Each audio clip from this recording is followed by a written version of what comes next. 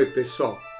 Segundo a teosofia, o Eterno vai se manifestar inicialmente através de um grande oceano sem praias, mar de absoluta tranquilidade, em cujo seio dormita a vida una a se manifestar.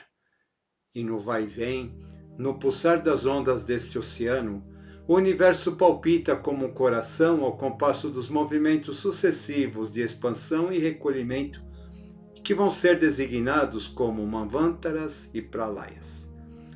Uma das traduções que se dá ao termo Manvantara se refere à expansão, enquanto ao termo Pralaya estaria associado o conceito de repouso, mas no sentido de recolhimento, ou seja, a vida una ora se expande e ora se recolhe para sedimentar a experiência obtida pela expansão, para em seguida lançar-se novamente em direção a alguma praia inatingível no horizonte infinito. Porém, a palavra Manvantara significa mais especificamente descida da mente no sentido de manifestação. Ou seja, a mente universal, conforme se expande e retrocede, vai se adensando por sucessivos planos até atingir a forma física que experimentará a oportunidade da vida objetiva, que em seu término lhe retornará como consciência. O universo é mente, mas não essa mente ilusória da turma dos coaches e da PNL, mas sim uma mente muito acima daquilo que a nossa condição humana pode abarcar. Então, para que possamos compreendê-la, é necessário senti-la, e desse modo somos obrigados a usar diversas figuras de linguagem, simbolismos e analogias que nos induzam a isso, já que a linguagem da mente universal do segundo trono, a linguagem dos anjos, é a linguagem abstrata do amor e da poesia. Imaginemos então a aurora de uma nova manifestação, quando esse oceano adormecido desperta e lança sua primeira vaga, que por sua vez vai provocar todo o movimento impulsionador do grande Manvantara que agora se inicia. E esse despertar vai dar origem a uma nova contagem do tempo e simultaneamente estabelecer uma ordem nessa manifestação para que ela não ocorra de modo caótico. E essa ordem vai pressupor o cumprimento de uma lei que antecede a esse novo Manvantara que agora se manifesta, pois é necessário que haja uma regra para que o caos primordial possa se organizar como objetividade. E esse tempo que agora se inicia, manifestado dentro de um cânone evolutivo, vai acabar sendo personificado pela figura do ancião das idades com a sua ampulheta na mão.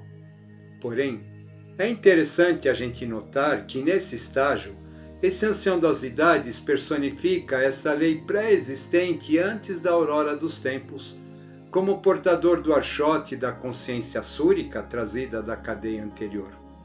Por isso então, ele é o avô da lei, o avô da Torá, o Avatara.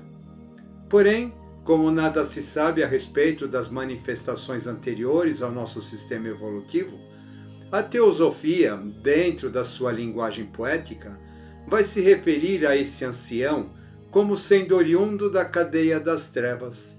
Mas compreendamos que o termo trevas aqui, na verdade, significa a escuridão da nossa ignorância em relação a tudo que antecede a existência daquilo que conhecemos. Porém, essa ideia acabou sendo distorcida, então a esse ancião das idades, avô do universo, vai ser associado o conceito de trevas e obscuridade. Lembrando que se olharmos muito tempo para uma luz intensa, nos tornamos cegos, ou seja, a luz em trevas se transforma.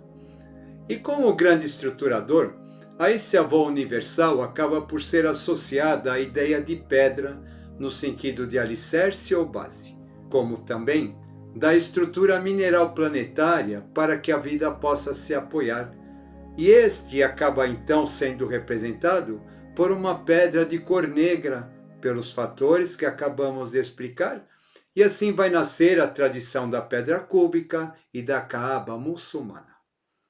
Assim como acontece no universo, na aurora do homem, Saturno é o primeiro que se manifesta, assinalando o início de uma nova existência que começa a se escoar a partir do momento em que aqui chegamos, através da ação do tempo implacável que a tudo devora, que tanto nos dá quanto nos tira, até que no final sejamos por ele devorados também.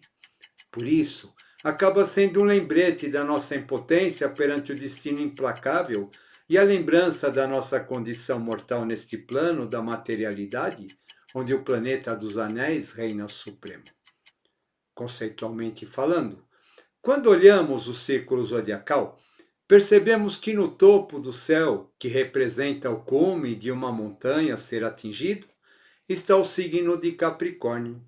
A cabra súrica que escala essa mesma montanha, e no fundo do céu encontramos o signo de Câncer, o caranguejo protegido em sua couraça. E o eixo onde estão esses signos representa, por um lado, a nossa necessidade de ação perante o mundo e, por outro, a nossa necessidade emocional de acolhimento. Ou seja, no meio do céu está a sociedade e no fundo do céu está a família como célula da primeira. Assim sendo, Saturno, como Senhor Supremo desse plano material, vai se assentar em Capricórnio, enquanto do lado oposto a Lua se assenta em Câncer, como expressão do plano emocional. E no meio do céu, este vai reinar impondo as regras para que a sociedade humana possa subsistir de modo organizado, uma vez que se todos agissem apenas em função das suas próprias emoções e satisfações, isso não seria possível. E deste modo, ele vai ser associado ao pátrio poder, estrutura do passado e tradição a serem mantidas, e pelo fato de restringir a nossa liberdade, vai acabar também sendo visto como um pai severo, austero e obstaculizante, cobrando responsabilidades, obrigações e obediência de sua esposa e filhos, o que acaba por lhes inibir a autoexpressão para que esta não se torne desenfreada, e deste modo a mesma foice que ceifa a vida passa a ser também aquela que castra as emoções. E assim, aquele velhinho sábio que anteriormente representava a lei e o conhecimento primordial, conforme vai se adensando, acaba na concepção humana se revestindo de uma personalidade bastante fria, calculista e exigente, a nos impor duras dificuldades para que possamos crescer. É o tempo, como mestre, que se encarrega de nos ensinar através de duras provas. Os planetas que regem os signos da astrologia acabaram sendo divididos em 3 classes, de acordo com o tempo de duração das suas órbitas.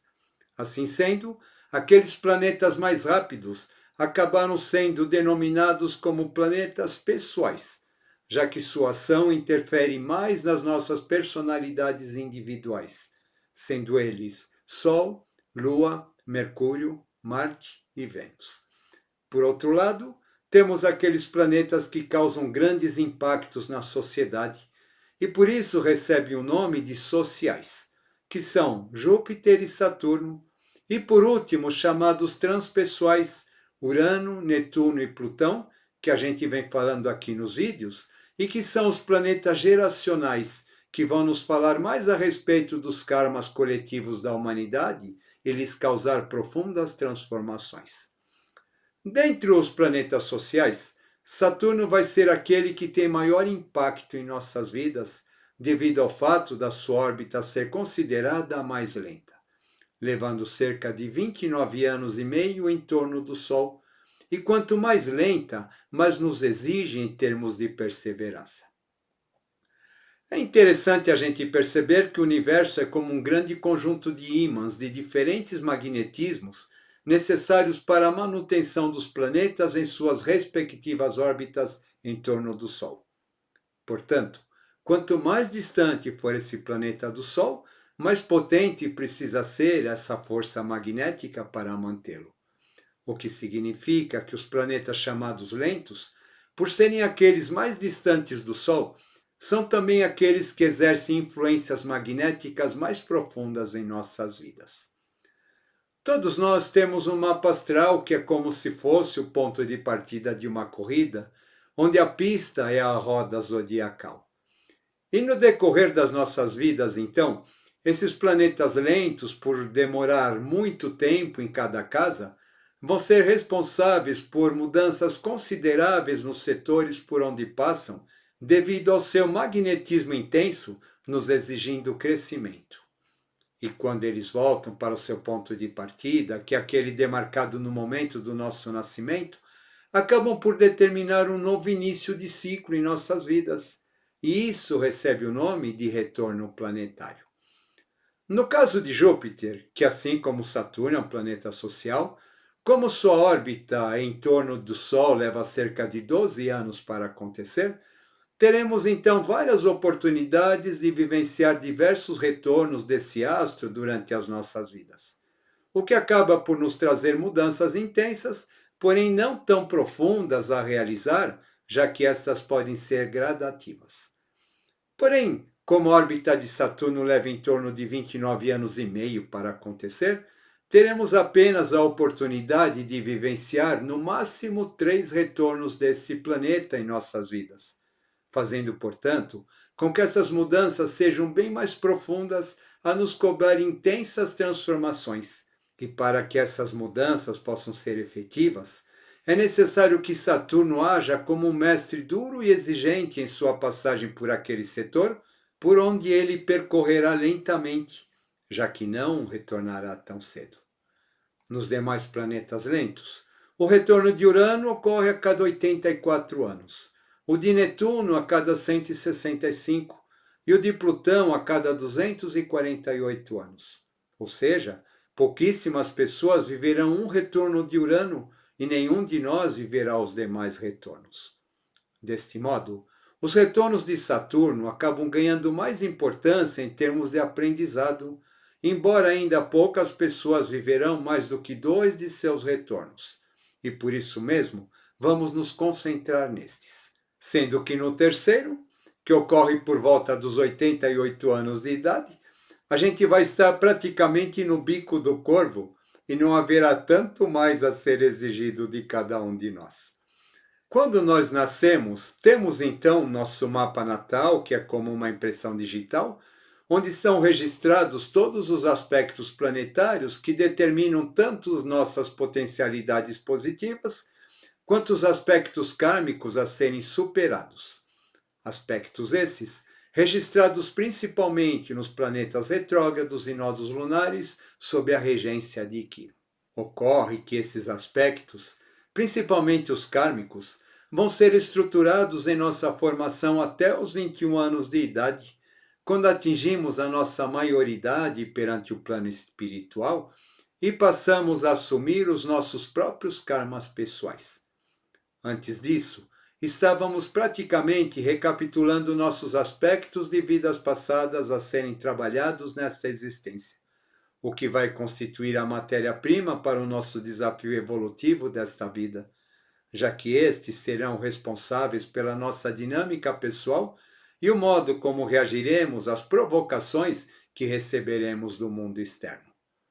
Dentro das questões dos setênios, no primeiro, que vai de 1 a 7 anos de idade, estamos com ênfase na nossa estrutura física.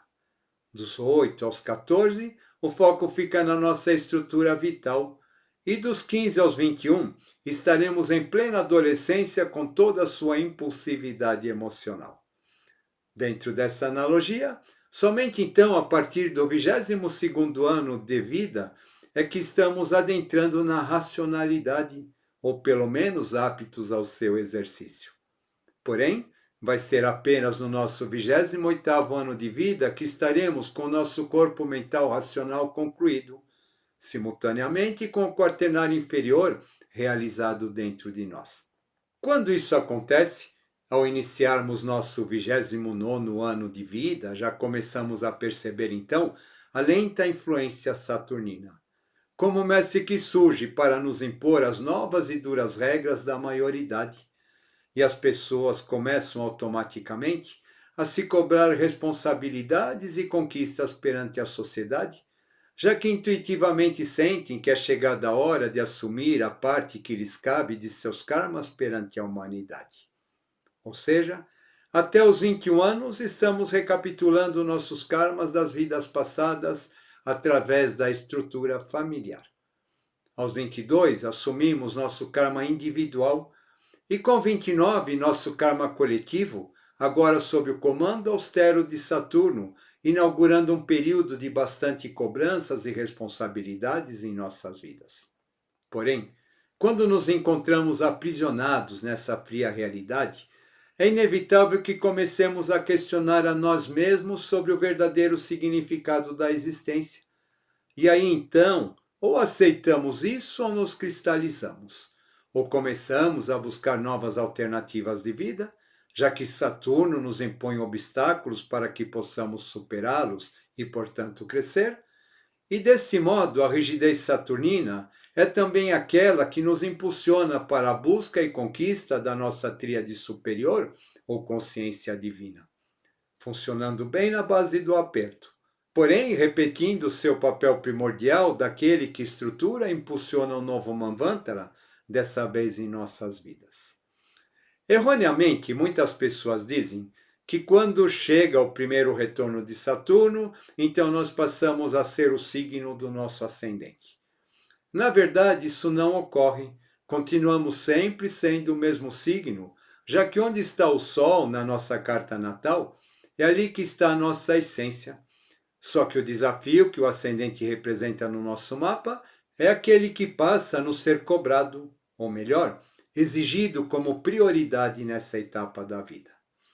Meu primeiro retorno de Saturno foi catastrófico. Fiquei muito doente, tive depressão e duras provas e perdas em minha vida pessoal.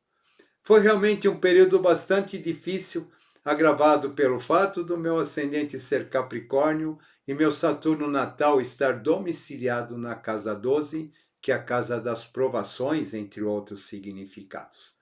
Fui muito desafiado e tive que aprender a duras provas que nada estava sob meu controle. Naquele momento, Saturno me mostrou a sua face cruel e obscura. Quando foi chegando o meu segundo retorno, eu confesso que fiquei bastante apreensivo, pensando: o que será de mim agora? Porém, o que acabou acontecendo é que dessa vez o mestre veio me recompensando pela superação de todos os desafios que ele anteriormente havia me imposto e que me acompanharam nos 30 anos consequentes à sua primeira passada. E, inesperadamente, Saturno dessa vez me mostrou a sua face luminosa.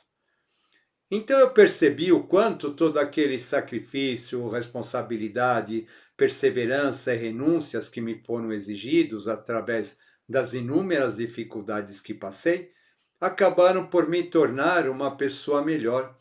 E o fato de eu ter encarado aquelas adversidades como desafios de aprendizado, ao invés de haver me revoltado contra elas, me tornaram hoje um velhote mais tranquilo, suave e feliz comigo mesmo. O que concorreu para que, no final das contas, aqueles imensos obstáculos se transformassem em conhecimento que acabou sendo assimilado pela minha alma através da minha vivência, o que é mais importante. Há mais ou menos 8 ou 10 anos atrás, eu tive um micro AVC e de repente me vi aprisionado numa situação muito difícil, onde desaprendi as coisas mais banais. Por exemplo, uma hora eu estava dirigindo e na outra eu olhava para os comandos do carro sem compreender o que era o quê. Outra eu estava perdido dentro do meu próprio banheiro sem conseguir encontrar a saída. Eu não sabia mais como ligar o computador ou acionar a câmera digital com a qual trabalhava. Então, com muito esforço, eu ia tentando ligá-lo até conseguir, e aqueles programas antes bastante conhecidos agora eram grandes enigmas para mim. E fui me forçando a me recordar de cada um deles. Quando eu desligava o computador, esquecia de tudo novamente. E assim passei um tempo ligando e desligando,